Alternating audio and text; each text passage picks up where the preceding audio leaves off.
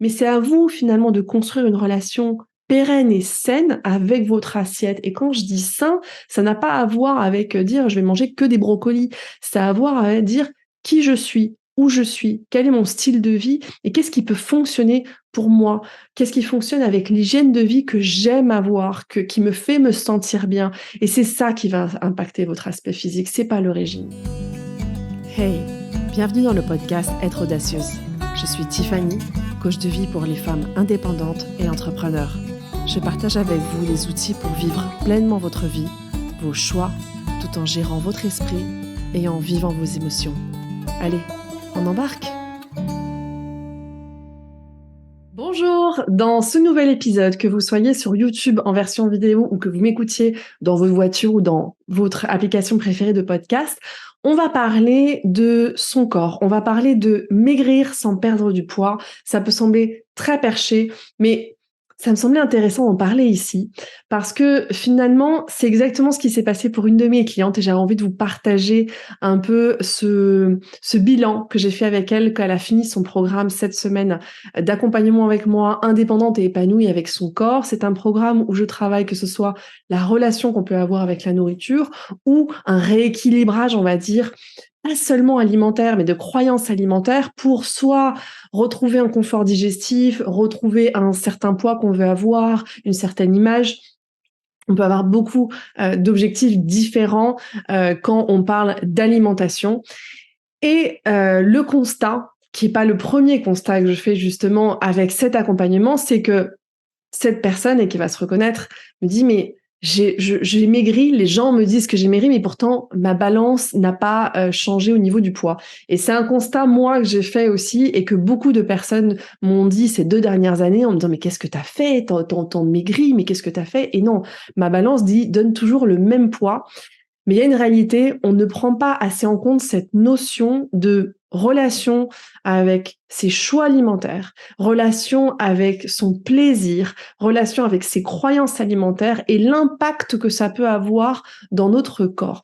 Et en l'occurrence, l'impact que voyait ma cliente, c'est qu'elle était beaucoup moins gonflée, elle était beaucoup moins enflammée, donc ça veut dire un système digestif plus robuste avec une inflammation modérée, une inflammation, on va dire, plus saine, donc moins de ballonnement, ça veut dire moins d'inconfort comme je vous disais, mieux dans ses fringues, une plus belle peau, moins stressé aussi parce que quand on a un microbiote intestinal qui est en meilleure santé, bah ça va complètement influencer aussi notre terrain émotionnel. Et elle me disait d'ailleurs un élément assez intéressant, ce qu'elle me disait, mais c'est que j'ai remarqué aussi que je prenais beaucoup moins de paracétamol. Parce qu'en règle générale, quand notre système digestif n'est pas au plus haut beau fixe et au meilleur de sa santé, on peut avoir des migraines, on peut se sentir pas hyper confortable dans son corps parce qu'il y a des répercussions. Tout ça sans finalement faire de régime, sans perdre du poids et pourtant noter de l'aspect physique externe une réelle différence. Et j'ai envie de parler de ça parce que on communique tellement sur des régimes miracles, sur la nouvelle méthode pour perdre du poids, comment on peut baisser ses calories. Et oui, il y a des actions qu'on peut prendre, et il y a beaucoup d'actions que j'ai fait prendre d'ailleurs aussi à ma cliente, mais qui n'ont pas à voir avec ces méthodes traditionnelles de régime. Et d'ailleurs, si ça fonctionnait, ça fait longtemps qu'il n'y aurait plus de régime ou qu'on serait le régime qui est pérenne et qui nous permet de maintenir ou perdre notre poids pendant tout au long de notre vie. Ça n'existe pas. Donc, la chose que je voulais vous transmettre dans cet épisode, c'était un peu la combinaison gagnante pour pouvoir avoir une relation pérenne avec nos résultats souhaités qu'on veut avoir avec notre corps ou avec notre alimentation. Et ça a à voir avec d'une, les croyances, deux, le plaisir et la faisabilité. Donc, je vais vous parler de ça, mais avant, parce que je sais que souvent c'est ce qui intéresse le plus, quelles sont les choses que je peux appliquer dans mon quotidien pour avoir des résultats? Parce qu'on veut toujours des résultats très rapides en règle générale quand on parle de perte de poids. Et il y a des choses parfois qu'on oublie. Et ça a à voir finalement à arrêter de soustraire, mais plutôt d'ajouter. Ça veut dire, et d'ajouter des choses qui vont travailler sur notre terrain, non? Notre terrain, c'est notre corps, c'est cette base, et ce corps va réagir d'une façon complètement différente si finalement on le chouchoute. Et ça veut dire par exemple revenir à une alimentation beaucoup plus brute. J'aime bien souvent dire de revenir à une alimentation avec la règle des 3 V. Donc ça va être manger vrai, manger plus végétal et manger aussi varié, manger de tout. Alors, bien sûr, on peut être végétarien, végan, flexitarien, ça c'est aussi un choix, soit par conviction, soit par intolérance, soit par, j'allais dire, comportement habitude en soi. Mais vraiment, cette clé, c'est revenir à ces 3 V, à revenir à une alimentation qui a beaucoup plus de sens et qui est beaucoup plus en relation avec nous, humains, de ce qu'on a besoin. Ça veut dire un peu chasser ou fuir un peu tout ce qui est l'alimentation industrielle. Ça ne veut pas dire qu'on ne mange plus industriel, mais il y a un peu cette règle des 80-20 ou des 70-30 où 70% de notre alimentation, ça serait intéressant que ce soit une alimentation qui soit vraie, qui soit brute, qui soit plus végétale, qui soit vraiment variée, qui soit en couleur. Un autre tip que je peux vous donner, c'est mettre de l'ordre dans votre alimentation et ça a à voir avec la chrononutrition et ça c'est quelque chose vraiment assez clé que j'aborde, que ce soit dans mes ateliers ou dans mes accompagnements de coaching, parce que parfois on peut conserver vraiment toute notre alimentation mais remettre de l'ordre. Donc par exemple un petit déjeuner qui soit beaucoup plus salé, protéiné ou gras et revenir à les aliments sucrés par exemple au moment du goûter où notre corps là a besoin d'un regain d'énergie et ça veut aussi, c'est ce qui va lui permettre de se détendre pour la fin de la journée et mieux dormir. Placer ses protéines, par exemple, à midi. Alors, ce podcast ne se veut pas un podcast où je vais vous dire exactement quoi faire, quoi manger et comment, parce que d'une, il n'y a pas de formule magique et standard pour toutes les personnes. Je vous transmets juste quelques tips parce que on est souvent fervent, on attend ça, non? Donc, je sais qu'il y a plusieurs personnes qui vont être bien conscients, bien contents de ça. Autre chose que je voudrais vous dire, c'est de manger de tout. Manger de tout avec conscience et penser plus qualitatif. Et ça a à voir avec arrêter de penser en calories, mais plutôt de penser en nutriments. Et je vais revenir sur ce point dans quelques minutes. Quelque chose qui est tout bateau, c'est mastiquer. On oublie que notre système digestif, il commence dans la bouche, que le plaisir est dans la bouche et pas dans l'estomac, et on a tendance à tout gober. On se rend pas compte que quand on ne mastique pas, on donne énormément de travail à notre système digestif, et forcément, à un moment, lui, il peut pas faire tout le travail. Donc, pourquoi pas l'aider et commencer vraiment à faire des vrais bouillies et sentir le plaisir. Ça va vous aider à être beaucoup plus rassasié. Vous allez voir que vous allez moins manger aussi. Et vous allez manger avec beaucoup plus de conscience. Et une autre chose que j'aimerais vous dire aussi, que vous pouvez intégrer, c'est intégrer une alimentation anti-inflammatoire. Donc ça, vous pouvez faire des recherches aussi sur Internet, où vous n'hésitez pas, vous m'écrivez, vous pouvez réserver une session gratuite pour qu'on en parle ensemble. Mais voilà des petites choses que vous pourriez commencer à explorer. Et maintenant, ce que je voudrais dire, c'est plutôt la combinaison gagnante, on va dire, pour vraiment avoir un impact dans son corps externe. Ça va passer par un changement dans son comportement interne. Pourquoi? Parce que la première chose à faire, c'est travailler sur ses croyances. Alors, je pourrais dire c'est simplement ça, mais c'est pas si simple que ça en soi. Travailler sur ses croyances, ça veut dire, d'une, accepter la nécessité du temps, non, pour mettre en place des nouvelles habitudes. Et pourquoi j'insiste sur ça? Parce qu'en règle générale, quand on parle d'alimentation, quand on parle de régime, quand on parle de maigrir, on veut, de toute façon, c'est l'outil marketing. Fais ça pendant 3 semaines et tu pourras rentrer dans ton maillot de bain et enfin avoir le corps de rêve que tu as toujours rêvé d'avoir pendant 40 ans de ta vie. Je dis 40 ans parce que j'ai 40 ans, mais ça peut être pendant 20 ans, 50 ans, tout dépend là où vous êtes. Mais en réalité, on a passé des années à manger d'une certaine façon. On a passé des années à installer des croyances, des habitudes alimentaires, des comportements alimentaires qui ont à voir aussi avec notre culture, avec notre famille, avec nos traditions. Ça prend du temps de déconstruire ça. Ça prend du temps de déconstruire ce qu'on veut déconstruire. Ça prend du temps de faire un point sur ses croyances, de dire ok, alors attends, quelles sont type les croyances de genre il faut toujours finir son assiette. Quelles sont les croyances de dire il faut absolument manger des protéines à tous les repas, des protéines animales à tous les repas.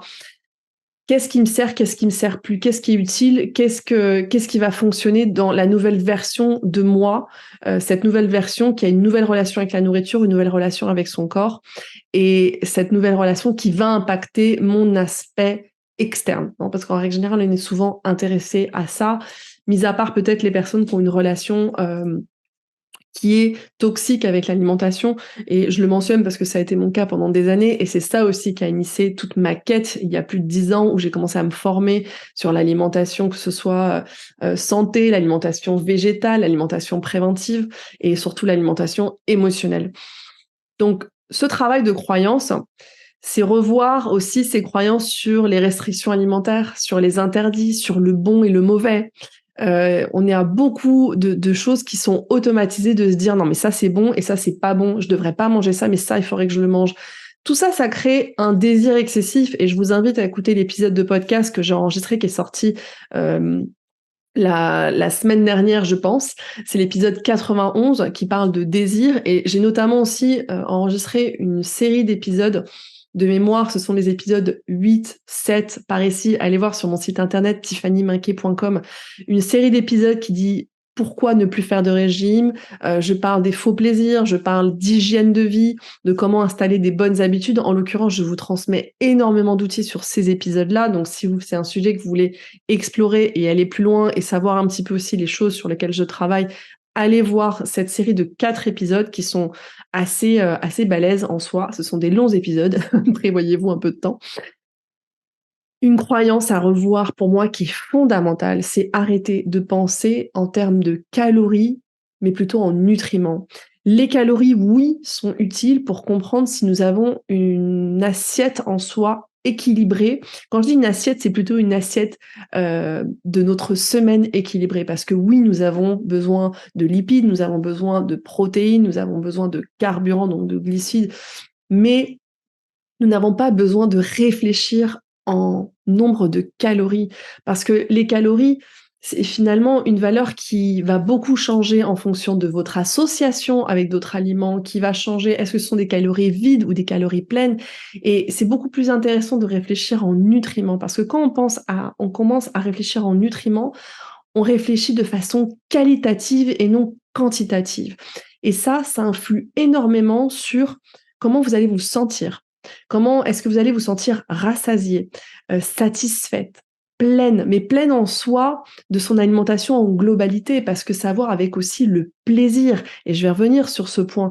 Mais cette notion finalement de nutriments qui va satisfaire notre corps va nous permettre aussi d'être rassasiés, et donc parfois même de manger moins, mais de manger mieux, d'avoir plus d'énergie. Et quand on a plus d'énergie, finalement, notre cerveau va être moins focalisé à vouloir chercher de l'énergie à travers des aliments souvent qui sont soit très gras ou soit très sucrés. Ça influe énormément sur notre relation à l'alimentation, et ça va impacter votre corps, ça va impacter votre aspect physique. J'ai envie de dire votre poids, mais ça peut complètement finalement baisser l'état inflammatoire de votre corps, et c'est exactement ce qui s'est passé. C'était l'objectif de ma cliente d'ailleurs. Elle voulait baisser son état inflammatoire parce qu'elle était gonflée, parce qu'elle était ballonnée, parce qu'elle se sentait pas bien, parce qu'elle devait tout le temps ouvrir son pantalon. Donc finalement, elle a maigri parce qu'elle a dégonflé, parce qu'elle a baissé cet état inflammatoire. Elle a un corps qui fonctionne beaucoup mieux, qui va mieux digérer, et du coup, elle rentre mieux dans ses fringues. Elle est dégonflée, que ce soit du visage, du corps, et tout le monde pense qu'elle a dû perdre plusieurs kilos. Et dans ce sens-là, ça a à voir avec cette relation qualitative, et donc la relation qualitative, c'est plutôt se focaliser sur les nutriments et plus que les calories. Et ça, on touche aux croyances, parce qu'on nous a bassinés pendant des années, depuis les années 80 ou même plus, sur cette croyance qu'il faut penser aux calories, il faut penser il y a des bons aliments et des mauvais aliments, il y a tout ce qui est ces restrictions, les aliments interdits. Moi, ce que j'ai envie de dire, c'est que les mauvais aliments, c'est ceux que vous n'aimez pas. Et les mauvais aliments, on va dire, c'est ceux qui ne passent pas dans notre corps aussi, non? Parce qu'on a tous un corps unique et des réactions uniques face à certains aliments. Moi, par exemple, vous me donnez de l'ail cru. L'ail, c'est excellent pour la santé. J'adore l'ail. Mais alors, si vous me donnez l'ail cru, je vais passer 2 jours qui vont vraiment pas être cool pour moi. Donc, ça va pas être classifié dans les bons aliments. Donc ça, c'est vraiment avoir une relation vraiment unique, singulière, personnalisée avec vous-même. Sur les croyances aussi, que j'aimerais que vous réfléchissiez. Donc, juste, je reviens sur les croyances. Ce serait travailler sur ces croyances sur le temps, la nécessité du temps pour installer de nouvelles habitudes alimentaires, sur les classification, les étiquettes qu'on peut mettre. Ça, c'est bon, ça, c'est pas bon, les restrictions interdites. Sur, il vaut mieux réfléchir en calories plutôt qu'en nutriments. Non, retravailler sur ses croyances. Et l'autre, c'est que maigrir et maigrir et maintenir son poids, ça va à l'encontre du plaisir. Alors ça, cette croyance, elle me rend dingue. J'ai énormément de personnes qui me disent mais attends, mais non, moi je veux pas m'attaquer à un truc de maigrir parce que j'aime trop me faire kiffer avec l'alimentation. Et en soi, on peut se faire kiffer avec la bouffe, si vous me permettez ce terme, et maintenir son poids et se faire plaisir, quoi. Enfin, c'est une folie de penser que le plaisir ne peut pas être associé à une perte de poids ou un maintien de son poids. Pourquoi le plaisir, en plus, est si important quand on veut amorcer, que ce soit une perte de poids, un maintien de poids ou une nouvelle relation dans ses comportements alimentaires? C'est que quand vous mangez avec plaisir, vous allez être beaucoup plus détendu. Quand vous êtes détendu, votre système digestif, il fonctionne, il est disponible. Et ça a à voir avec votre système nerveux. Quand on est stressé, notre système nerveux, notre système digestif, il est en bouton pause. Parce que quand on est stressé, on n'a pas besoin d'avoir un système digestif actif. On a beaucoup plus besoin d'avoir un cœur qui bombe parce que stress, c'est synonyme pour notre corps de survie, d'attaque, il faut que j'agisse, non? Donc quand on est dans une phase et quand on se fait plaisir, on est détendu, on digère bien, on a une bonne digestion, moins de ballonnement, on va être beaucoup plus satisfait, on va être beaucoup plus présent avec ce qu'on mange. Donc on va avoir moins de stress autour de notre assiette et finalement on va pouvoir créer une relation beaucoup plus pérenne aussi. Et pour avoir cette relation pérenne, c'est la faisabilité. Et c'est vraiment ces 3 piliers pour moi qui sont importants. C'est travailler sur ses croyances, intégrer le plaisir dans son alimentation, mais le vrai plaisir, pas un faux plaisir du genre je vais me bouffer une tablette de chocolat et après je vais me sentir mal. Pour moi, ça c'est un faux plaisir. Un vrai plaisir, c'est celui qui va durer dans le temps. Et pour pouvoir durer dans le temps, il faut que tout soit faisable. C'est-à-dire qu'il faut que vous ayez des outils pour balancer votre alimentation avec les variations de la vie. Et pourquoi je dis ça? Parce que, j'avais l'exemple d'une autre personne qui me disait: «Je peux pas commencer maintenant le programme parce que, j'ai un enterrement de vie de jeune fille, parce qu'en plus là j'ai un mariage, donc c'est pas le moment idéal». Ça, c'est aussi travailler sur une croyance de dire, «Il faut que je me coupe de la vie sociale, il faut que j'ai rien dans mon agenda pour pouvoir manger bien». Non, la vie ne fonctionne pas comme ça. Si vous voulez maintenir votre poids à long terme, si vous voulez maigrir et que ça prend du temps de maigrir parce que, une perte de poids qualitative, ça se fait dans le temps, ça intègre aussi les aléas de votre quotidien, ça intègre la vie sociale et ça intègre aussi d'arrêter de croire qu'un écart va tout foutre en l'air. Non, ça fait partie du quotidien. Aller faire une sortie McDo avec vos enfants parce qu'il y a un anniversaire et parce que ça leur fait super plaisir, ça fait aussi partie du quotidien. Donc on revient dans cette relation de 70% et 30, 70-30. 70% où on essaie finalement de manger vrai, de manger varié, de manger végétal, de manger sain et 30% où je suis crevée et j'ai pris un truc de chez Picard ou un truc surgelé ou je suis allée au resto et j'ai envie de tester des nouvelles choses. Je sais pas d'où les aliments viennent. Votre corps aussi, il est préparé à ça et doit être préparé à ça parce que si non plus on part à l'extrême et on est beaucoup plus trop exigeant à vouloir manger que des choses saines entre guillemets, votre corps va devenir complètement intolérant, il va pas pouvoir gérer non plus et c'est là souvent vient aussi des allergies ou des intolérances. Donc c'est important aussi quand je dis d'équilibrer, c'est de faire face finalement et de se préparer à vivre dans la société dans laquelle on vit qui majoritairement prône la malbouffe et les produits industriels. Donc c'est pour ça que je vous dis avoir des outils et moi c'est exactement ce que je transmets dans mes programmes, que ce soit d'alimentation ou autre sujet. Finalement, c'est construire une boîte à outils pour que mes clients, ils puissent sortir et aller piocher dans cette boîte à outils et dire OK, alors si j'ai eu un gros repas et que je sais que je vais être ballonnée, je vais pas me sentir bien, qu'est-ce que je peux faire le lendemain? Comment finalement je peux équilibrer? Parce que c'est ça la vie, c'est ça finalement. Une autre chose à vraiment prendre en compte pour avoir cette relation pérenne finalement et qui fonctionne sur le long terme, c'est prendre en compte votre style de vie, votre rythme de vie, non? et manger ce qu'on aime, c'est-à-dire ce qui fonctionne pour votre organisme, ce qui vous rassasie, ce qui fonctionne avec vos types d'horaires de boulot, de famille, de vos coutumes. Et c'est ça qui est intéressant, c'est de construire finalement, moi j'aime bien parler de protocole alimentaire, mais qui fonctionne avec qui vous êtes, votre histoire. Et c'est pour ça que j'aime bien dire qu'on est tous uniques face à sa relation avec la nourriture, face à ce qui fonctionne pour votre corps. Rappelez-vous par exemple de mon exemple avec de l'ail. Il n'y a pas de formule magique qui fonctionne pour tous. Il n'y a pas de régime qui fonctionne pour tous. Chaque corps réagit différemment par rapport à son histoire, par rapport à ce qu'il a vécu. Moi, j'ai beaucoup torturé mon corps pendant des années, donc il est assez fragile parfois face à certains aliments ou certains, on va dire, excès répétitifs. Et ça a à voir avec une mémoire aussi corporelle qui peut aussi se travailler.